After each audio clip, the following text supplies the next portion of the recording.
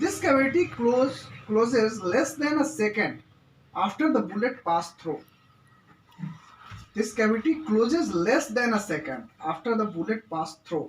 बहुत ही minute fraction of seconds होते हैं, less than a second होता है after bullet passes through.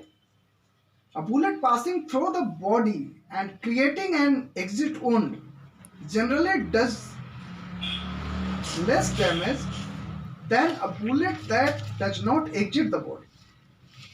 A bullet passing through the body and creating an exit wound generally does less damage than a bullet that does not exit the body. Because मैंने पहले भी बताया था ये, I have told already that in some cases there is no exit wound. वो ज़्यादा lethal बनाएगा body को. Exit हो गया means less damage करके वो exit हो गया. But अगर वह अंदर रह गया तो बहुत ज़्यादा डैमेज करता है.